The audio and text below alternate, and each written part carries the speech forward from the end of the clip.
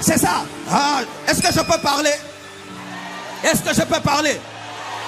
Nous aimons toujours attribuer à Satan nos erreurs et nos stagnations. Parce que nous refusons de regarder en nous-mêmes. Que ça fait 10 ans dans le Seigneur. Tu n'as même pas lu ta Bible de Genèse, Apocalypse. 10 ans. Est-ce que tu connais la Bible? Si on t'a arraché la Bible et on te dit de la réciter, tu auras combien de versets? Tu auras demandé, on vous donnerait. Cherchez, vous trouverez. Frappez, on vous ouvrira.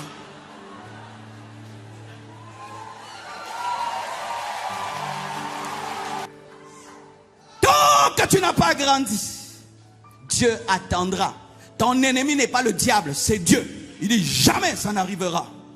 Tu n'auras pas. Tu veux te marier, mais tu as un esprit de célibat éternel. Dieu ne te donnera pas une femme pour que tu la fasses souffrir. Il ne te donnera pas. Tu es rebelle, tu veux que Dieu te donne une église. Pourquoi? Tu ne maîtrises pas l'argent. Tu veux que Dieu t'en donne pour que ça te détruise. Tu ne sais pas te soumettre. Tu veux que Dieu te donne l'onction pour ressusciter les morts. Pour que tu deviennes Dieu et qu'on t'adore. On n'aime pas les choses amères. On n'aime pas les choses dures. Où tu viens à l'église, on te bouleverse et tu perds ta paix pour avoir la vraie paix. On n'aime pas ça. Il est en train de me troubler. Oui, je suis venu te troubler. Car lorsque un enfant quitte la maternelle et va à l'université, des fois il rentre à la maison, il dit quoi? Papa, je n'ai rien compris. Il quitte l'université, il étudie davantage pour maîtriser les cosinus, les tangentes et les hypertangentes. Mais quand vous voulez nous garder à des prédications, oh tu vas te marier, tu vas voyager, même les païens ils aiment ça, les bonbons, les biscuits, les chocolats, tu dois accepter le brisement, la crucifixion, tu dois accepter de te repentir, tu dois revenir à Dieu, tu dois te sanctifier, tu dois marcher dans la consécration.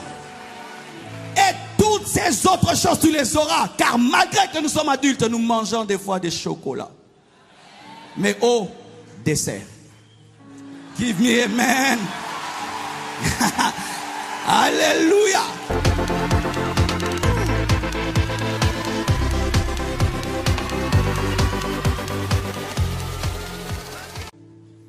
Ce passage nous enseigne encore que Dieu attendra tout le temps jusqu'à ce que l'héritier grandisse. La Bible dit que tant que l'héritier est un enfant, il n'est pas différent d'un esclave.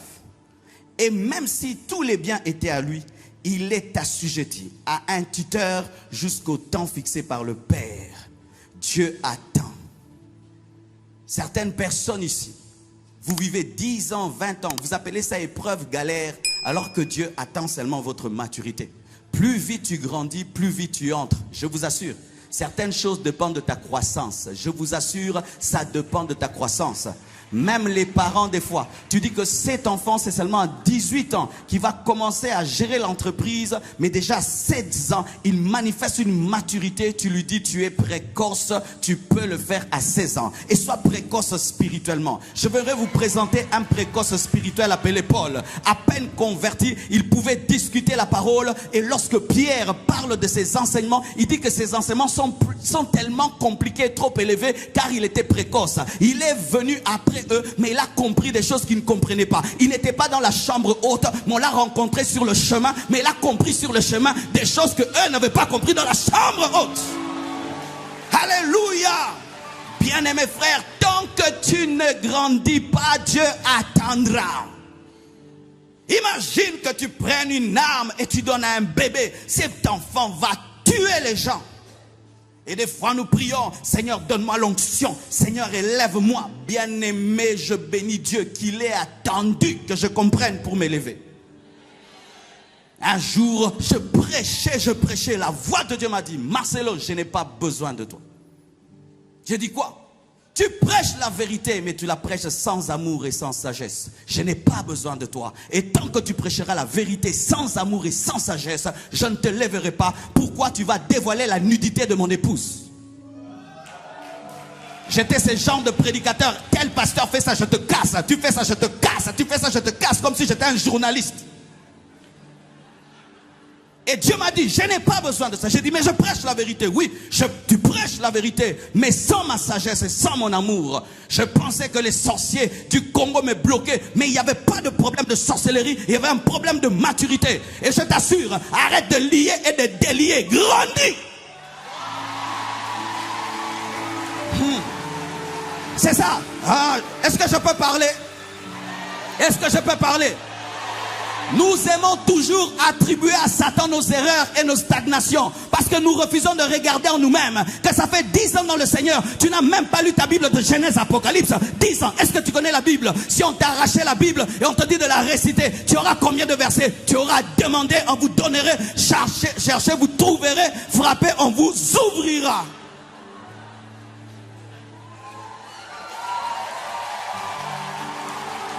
Des années dans le Seigneur. Tu n'as même pas maîtrisé la doctrine. Tu n'as même pas maîtrisé la doctrine. On te met face à un témoin de Jéhovah, tu fuis. Face à un branamiste, tu fuis. 10 ans dans le Seigneur. Mais quand quelqu'un fait 5 ans à l'université, il devient biologiste, chimiste, médecin. Mais toi, 10 ans dans le Seigneur, dans les blablabla, dans les critiques, les calomnies, les jalousies, les distractions. Et tu penses que le plan de Dieu va s'accomplir dans ta vie. J'étais mon propre problème. Il n'y avait pas de démon, c'était moi. C'était moi. Je voulais avoir une arme, pas pour protéger l'église, mais pour détruire l'église. Et Dieu ne m'a pas donné. Rarement nous admettons cela, que je suis un enfant. Rarement, tout le monde dit, je suis grand, j'ai grandi. Et j'ai grandi, c'est quoi? J'ai une responsabilité à l'église. Non? Bien aimé, tu peux avoir une responsabilité à l'église par ton hypocrisie. Oh oui. Tu peux l'avoir par ton hypocrisie, par ta patience et ta diplomatie. Nous sommes des hommes, nous les pasteurs, nous ne maîtrisons pas tout. Je dis la vérité, je ne maîtrise pas toute l'église Compassion. Des fois ça m'échappe. Et vous glissez là. Et tu te retrouves à côté de l'homme de Dieu. On dit que tu as grandi. Bien aimé, il est possible d'être Nicodème sans être né de nouveau. Il est possible d'être docteur de la loi. Tu n'es pas né de nouveau. Il est possible d'être chef des Juifs. Mais tu n'as pas connu le premier pas dans le royaume. Tant que tu n'as pas grandi, Dieu attendra. Ton ennemi n'est pas le diable, c'est Dieu. Il dit jamais ça n'arrivera. Tu n'auras pas. Tu veux te marier, mais tu as un esprit de célibat éternel. Dieu ne te donnera pas une femme pour que tu la fasses souffrir. Il ne te donnera pas. Tu es rebelle, tu veux que Dieu te donne une église. Pourquoi? Tu ne maîtrises pas l'argent. Tu veux que Dieu t'en donne pour que ça te détruise. Tu ne sais pas te soumettre. Tu veux que Dieu te donne l'onction pour ressusciter les morts. Pour que tu deviennes Dieu et qu'on t'adore.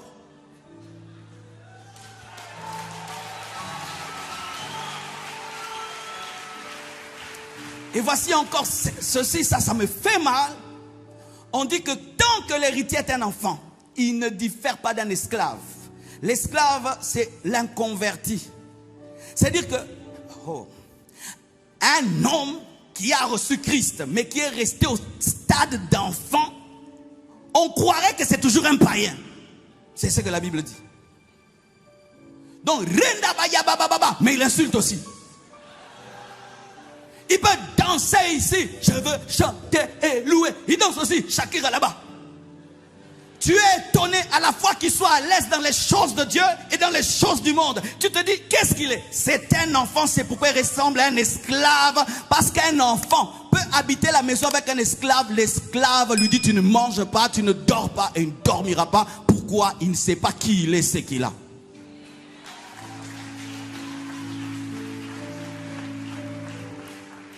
C'est pourquoi tu remarques quand tu dis que tu es chrétien, les gens te posent la question. Tu es chrétien? C'est parce que tu ressembles à un païen. Un vrai chrétien ne dit même pas qu'il est chrétien. Les chrétiens n'ont jamais dit qu'ils étaient chrétiens. On a dit qu'ils étaient chrétiens. Je suis chrétien, je suis chrétien, je suis chrétien. Moi je prie à ICC, je prie à ICC. Bien aimé, laisse-nous constater cela, que tu es comme Jésus. Et qu'on puisse te poser la question, qu'est-ce que tu fais pour être si différent? D'où te vient ton humilité, ta paix, ta joie, ta maîtrise de soi? Et tu présentes Jésus. L'immaturité des chrétiens amène une confusion. De sorte qu'on ne sait pas savoir qui est chrétien, qui est païen. L'immaturité amène la compromission, la confusion. Rien n'est clair. Tant que l'héritier est un enfant, il ne diffère pas du mercenaire. Tant qu'un chrétien est un enfant, il ne diffère pas d'un païen. Le païen demande à Dieu, Dieu ne donne pas. Et lui demande, Dieu ne donne pas. Dieu ne donne pas au païen parce qu'il n'est pas son enfant. Et Dieu ne donne pas à l'enfant parce qu'il est enfant. Vérifiez, toutes les prières de Jésus-Christ ont été exaucées. Mais quand les apôtres étaient des enfants, toutes leurs prières n'étaient pas exaucées. Certaines n'étaient pas exaucées. De sorte qu'ils sont venus vers Jésus pour dire, apprends-nous à prier. Alléluia. Bien-aimés frères, sœurs, l'immaturité aussi amène une contradiction, une confusion et devient une source de scandale, une source de honte. C'est pourquoi vous entendez des fois les païens disent, et toi chrétien tu fais ça, toi aussi qui sers Dieu tu fais ça. Regardez ce frère qui prie ce qu'il fait, tu deviens une source de scandale, de honte et à cause de toi, le nom de Jésus-Christ est insulté, calomnié à cause de toi. Chrétien mais ivrogne parce que tu es un enfant. Chrétien mais impudique parce que tu es un enfant. Et là où tu commets l'impudicité, tes ivrogneries et tes péchés, tu deviens une source de honte, de contradiction. Tu deviens un anti-évangélisation. Oui, car il y a des hommes qui ne se convertissent pas, pas parce qu'ils sont possédés des démons, parce qu'ils ont vu des gens dire qu'ils sont chrétiens, mais vivre comme des païens parce qu'ils étaient des enfants.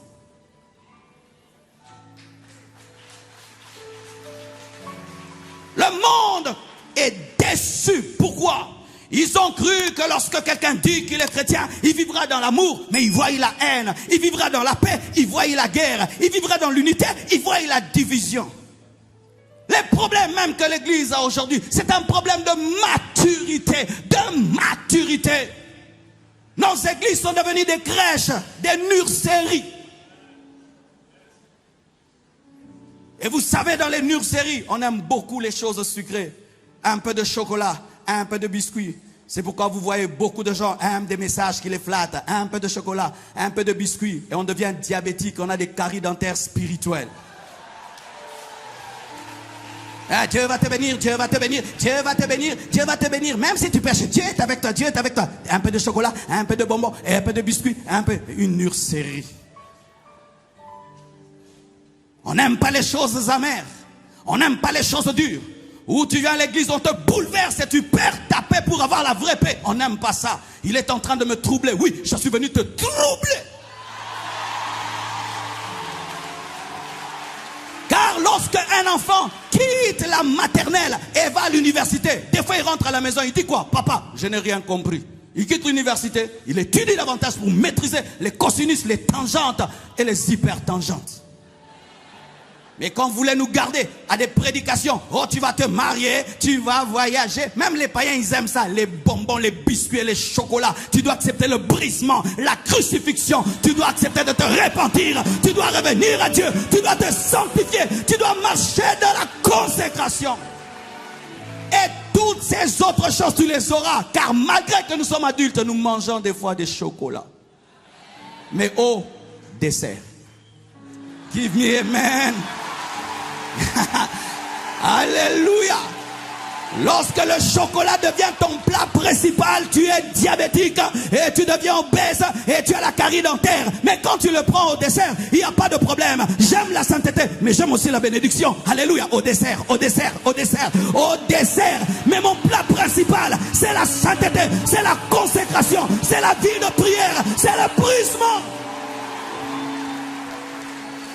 Sinon, c'est la maternelle. La maternelle. Et vous faites de nous des prédicateurs de la maternelle. Si on va maintenant là où il y a les enfants, vérifiez. On leur donne des choses sucrées. Vrai ou faux? Je ne suis pas prophète, mais je sais qu'il y a du sucre quelque part là où il y a des enfants. Ici, vous prenez quelque chose. Rien. Tu as grandi. Alléluia. Bien-aimés frères et sœurs, il y a dans la Bible un passage très édifiant à ce sujet. Si vous lisez dans Luc 15, versets 11 à 32, la Bible dit, un homme avait 2 fils. Au départ, 2 fils. L'un demande au père de lui donner son héritage et le père distribue aux 2. L'un reste avec cet héritage à la maison et l'autre s'en va. Il se livre à la prostitution et il dilapide les biens de son père jusqu'à travailler auprès d'un homme pour prendre soin de ses pourceaux. Rentrant lui-même, il va vers le père et il dit une chose: je ne suis pas digne d'être appelé ton fils, mais traite-moi comme l'un de tes mercenaires. Vous savez pourquoi? Parce qu'il s'était comporté comme un mercenaire. C'était un enfant. On l'a appelé fils, mais son comportement révélait que c'était un enfant. La Bible commence parlant des fils. Mais le fils lui-même s'appelle mercenaire. Pourquoi? Comme il était enfant, il n'a pas su gérer les biens de son père. Il dit, je me suis comporté comme un mercenaire, traite-moi comme un mercenaire. Pourquoi? Un enfant est comme un mercenaire. Et quand il rentre à la maison, le fils qui est resté à la maison, on aurait dû croire qu'il est mature. Ah, lui au moins il est resté à la maison. Mais quand son frère rentre repentant et que son père est heureux, il se plaint, il dit, pourquoi moi qui suis resté là, tu n'as jamais fait de telle fête pour moi et mes amis? Le père, maintenant, au verset 31, lui dit, mon enfant. Luc 15, verset 11, commence au verset 11 avec des 2 fils, mais finit avec un mercenaire et un enfant. Parce que les 2 étaient des enfants appelés fils.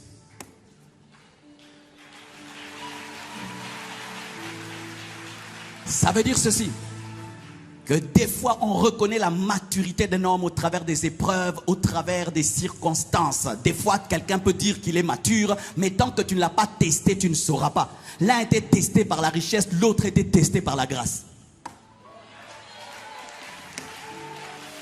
L'un testé par la richesse s'est livré à la prostitution. Mais l'autre, le problème, ce n'était pas la prostitution. Son problème, c'était un mauvais cœur. Il n'avait pas le cœur du père. Lorsque le père pardonne, lui ne pardonnait pas. C'était un enfant.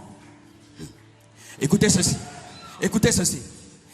Être mature spirituellement n'est pas toujours dans la sainteté, mais aussi dans la grâce. Un homme mature, quand Dieu pardonne, il pardonne. Quand Dieu restaure, lui aussi restaure.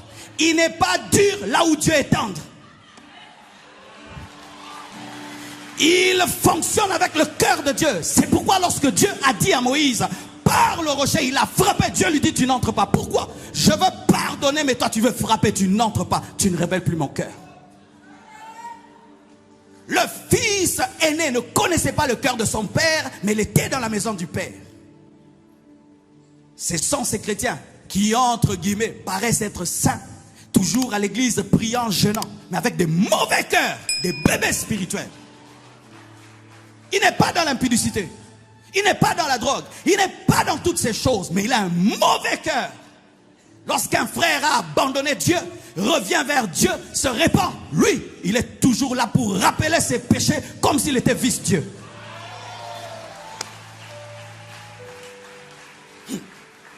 Ainsi, cette histoire révèle 2 choses. Ce père n'avait pas 2 fils, il avait 2 bébés.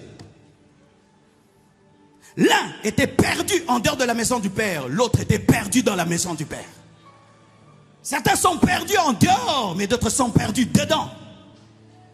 Certains révèlent leur immaturité en quittant l'église, en quittant les choses de Dieu. Mais d'autres, c'est au milieu des enfants de Dieu qui révèlent leur immaturité par un cœur démoniaque. Il était à côté du père, mais il ne connaissait pas le père. Parce qu'il était immature, même s'il s'appelait fils aîné. Être le premier n'est pas toujours signe que tu es premier. Car il est possible, bien-aimé, de courir vers le tombeau de Jésus et de s'arrêter sans entrer. Celui qui vient après entre. Alléluia. Et il y a des gens qui peuvent venir les premiers, mais qui n'ont pas totalement compris. C'est pourquoi, bien-aimés, ne restez pas campés sur vos statuts et vos positions, ministères et tout le reste. Sois tel que tu es face à Dieu. Sois tel que tu es face à Dieu. Et encore un autre. Noé. Noé avait 3 fils. Sem, Cham et Japheth. le cadet Cham, va voir son père et il le trouve nu. Et ce bébé qu'il était commence à dire à tout le monde, j'ai vu papa ivre et il s'est dénudé dans la tente. Au lieu de couvrir son père, il vient, il va en parler. Mais ses grands frères qui étaient matures, Sem et Japheth, placent un manteau sur leurs épaules, viennent à reculons et le jettent sur leur père. Lorsque le père se réveille, on lui raconte, car sache que même si Noé est ivre, il a toujours l'autorité de te maudire. L'ivresse de Noé n'enlève pas son pouvoir de maudire. Quand il sort de la nudité, on lui dit, il maudit Cham et Cham est maudit. L'immaturité amène la malédiction. Quand tu es immature dans l'église, tu es comme quelqu'un qui travaille à côté de l'électricité sans isolant.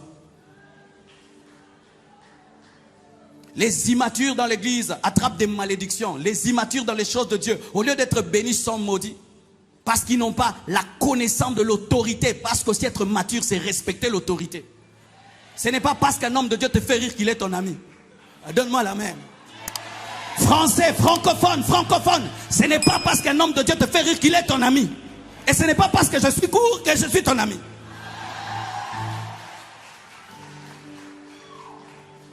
Nous touchons facilement à l'autorité, nous les francophones. Facilement. Tu sais, pasteur. Ah oui, ça nous crée souvent des problèmes. Et au lieu que vous soyez bénis dans la maison de Dieu, dans le royaume de Dieu, vous attrapez des lèpres et des malédictions. Il voit son père et couvre pas. Et il est maudit, lui et toute sa descendance. Et c'est une chose que j'apprécie dans l'homme de Dieu. Ça, c'est cela, pasteur Ivan. Je le vois comment il respecte ses pères et ses aînés. Ah, il m'a beaucoup défié et édifié. Il peut dire, je n'ai plus besoin de personne, je suis devenu grand et tout. Mais malgré tout, je le vois comment il se soumet. Même moi, ça m'a mis à jour.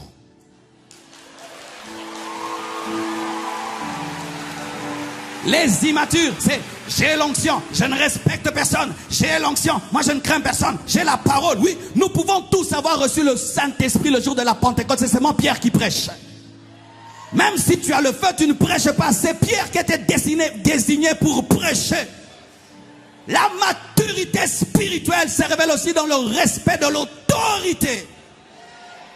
De l'autorité. Dans la loyauté. Sem, Japheth, loyaux, ils couvrent la nudité. Et ils avaient aussi toutes les raisons pour dire, voilà un papa ivrogne, voilà un papa pécheur. Souvent les immatures trouvent l'occasion de se révéler dans les défauts comme s'ils n'en avaient pas.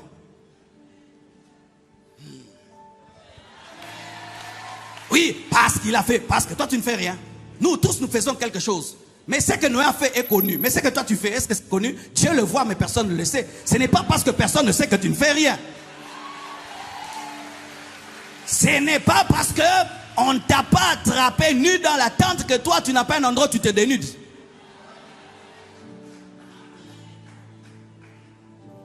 Et il est maudit. Église, nous devons grandir. Dis à ton voisin, nous devons grandir. Nous devons grandir parce que Jésus-Christ n'est pas un pédophile. Il n'épousera pas une femme immature. Et tant que l'église sera immature, Jésus ne va pas revenir. L'une des choses qui empêche l'enlèvement de l'église, c'est l'immaturité de l'église qui risque de transformer Jésus-Christ en pédophile. Épouse une fille de 12 ans, tu vas voir les choses. Ose l'épouser. Elle va fuir. 2. Elle va te préparer des biscuits et des chocolats. 4. Elle rentrera à 23 h parce qu'elle joue avec l'ami du coin. Et une église immature, qui n'a pas le fardeau de l'œuvre de Dieu, qui n'a pas la consécration, la sainteté mondaine, disent Jésus revient. Et Jésus dit, pour prendre qui? Pour prendre qui? Des bébés? Épouser des bébés? Épouser une bébé? La Bible dit, hâter son retour. Et la seule chose qui hâte le retour d'un époux, c'est la maturité de sa femme. En Afrique, il y a des hommes qui aiment une fille à 14 ans et qui disent aux parents, je vais l'épouser quand elle aura 18 ans. Et il ne fait qu'attendre 17 ans. 18 ans, il se pointe. Le problème, c'est l'âge. Et Jésus-Christ est parti. Il nous a laissés sur cette terre. Est-ce que nous sommes une église qui est en train de grandir? Voici le signe de la maturité d'une épouse. Elle finit par ressembler à son mari. Alléluia. Vous voyez, quand tu me vois blanche, nous nous ressemblons. Sauf la taille, mais nous nous ressemblons. Nous pensons de la même manière. Nous aimons les mêmes choses. Nous avons des mêmes choses. À force, à force. Des fois, quelqu'un se dit, tu commences à parler comme moi. Oh, mais tu commences à penser comme moi. C'est ça, grandir. Finir par ressembler à ton mari. L'église est mature lorsqu'elle ressemble à Jésus, qui va l'épouser. Bien-aimés frères et sœurs, est-ce que nous sommes prêts pour être enlevés? Est-ce que nous sommes prêts pour être enlevés? Cham, immature, a touché à l'autorité de son père, ne s'est pas repenti. Mais j'aime quand même le fils prodigue. Il a demandé pardon. Il est revenu. Il a dit, je me suis comporté comme un esclave. Traite-moi comme un esclave. Mais le Père l'a restauré par sa grâce. Toi aussi, tu peux dire ainsi. Seigneur, j'étais immature. J'ai fait tellement de choses. J'ai amené la honte sur ton église. J'ai amené des problèmes dans ton église. J'ai empêché même au plan que tu avais dans le monde au travers de moi de s'accomplir. Pardonne-moi. Et je t'assure que si tu te répands, Dieu va rapidement agir avec toi. Car la Bible nous dit que la création tout entière attend avec un ardent désir la révélation des fils de Dieu. La France attend ta révélation. Le Congo attend ta révélation. L'Amérique attend ta révélation. L'humanité attend ta révélation. L'humanité est en train de prier. Seigneur, fais-le grandir pour que nous soyons restaurés. Cette parole, dans son sens propre, s'attache au millénium. Car la terre a subi des volcans, des séismes, parce que l'homme a péché. Elle a été entraînée dans la chute avec Adam. Et la création sait que le jour qu'Adam sera restauré en Christ, elle aussi sera restaurée et deviendra un paradis. Les arbres le savent. L'eau le sait. Le vent le sait. Le soleil le sait. La création tout entière sait que sa restauration est conjointement liée à la restauration de l'homme. Si, bien aimé, notre restauration peut amener la restauration du soleil, la restauration de la terre qui devient un paradis, à combien plus forte raison notre restauration présente n'influencera-t-elle pas nos familles, nos églises, nos nations? Le monde a besoin de voir des chrétiens matures. Il est député mais il craint Dieu. Il est riche mais il craint Dieu. Il est fidèle à son épouse. Il est loin du Saint-Esprit, mais il est humble. Dieu l'utilise dans les signes, des prodiges et des miracles, mais il est simple comme un enfant. Le monde veut voir au travers de nous Jésus. Le monde a soif. Le monde a soif. C'est pourquoi ils accourent derrière des gourous. Ils vont derrière des faux dieux, parce qu'ils ont soif de voir dans des hommes Dieu. Alléluia. Tu peux te fixer ce rêve et ce défi. Je veux que le monde voie au travers de moi Dieu. Je veux ressembler à mon époux céleste. Je vais être prêt pour être enlevé. Par ma marche, par mon caractère, bien-aimé. Et pour terminer, voici souvent un problème qu'il y a dans l'église au sujet de la maturité. Certaines personnes pensent que la maturité est liée aux dons spirituels. S'il prophétise, il est mature. S'il donne des paroles de connaissance, il est mature. S'il fait marcher des paralytiques, il est mature. Les dons spirituels ne sont pas le fruit de l'esprit. Le fruit de l'esprit, c'est la maturité. Mais le don, ce sont les capacités que Dieu te prête. Il est possible d'ouvrir les yeux de l'aveugle et être un orgueilleux. Il est possible de faire entendre le sourd, mais d'être un impudique. C'est pourquoi nous sommes étonnés de voir des fois des hommes qui font des miracles, mais être dans des scandales. Tu te dis, comment lui qui est aussi mature? Non, il est aussi utilisé. Est-ce que ce micro connaît la parole? Mais il dit des choses. Mais est-ce qu'il connaît la parole? C'est un instrument. Faites attention lorsque Dieu vous utilise sans tenir compte de vous. Tu n'es pas différent de l'ânesse de Balaam qui a prophétisé sans avoir le Saint-Esprit. Alléluia. Faites attention à cela. Je prie, les malades sont guéris. Je prêche et ceci, cela. Tout cela n'est pas souvent le signe de la maturité. La maturité, c'est le fruit du Saint-Esprit. La douceur, la foi, la bénignité, la tempérance. Ces choses aussi simples, mais c'est ça qui révèle la maturité. Sur autour du vêtement du souverain sacrificateur, il y avait des clochettes et des grenades. Les clochettes qui révèlent les dons, les grenades qui révèlent les fruits. Et les grenades avaient plus de valeur que des clochettes, pesaient plus que les clochettes, révélant des gens que le caractère est plus important que les dons spirituels. Entre un homme qui a le caractère de Jésus et un homme qui est utilisé par Jésus, je préfère celui qui a le caractère de Jésus.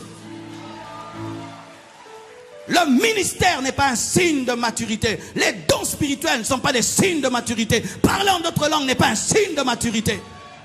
Mais pardonner, oublier, là tu es mature. Aimer tes ennemis, là tu es mature. Alléluia. Accepter d'être brisé, là tu es mature. Mourir à toi-même, là tu es mature. Avoir une vie disciplinée, là tu es mature.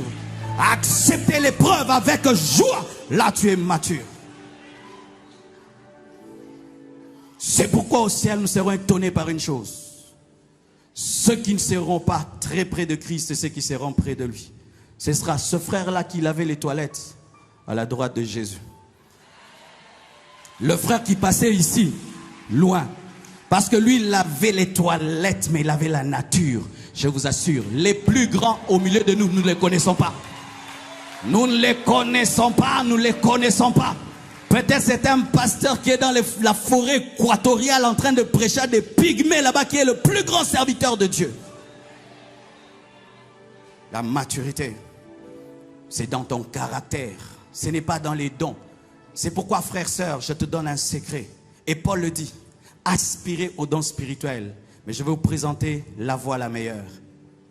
L'amour n'est pas. L'amour n'est pas.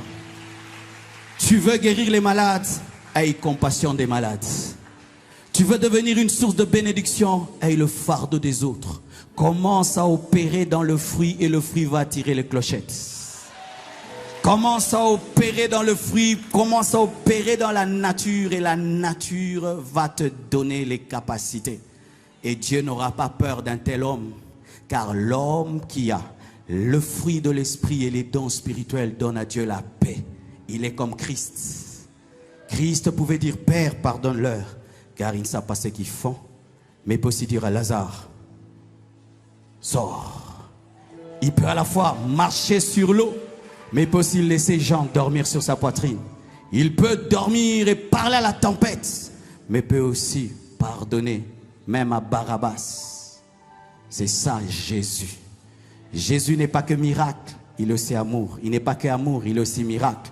C'est dans cet équilibre que nous trouvons la maturité. Que Dieu vous bénisse abondamment.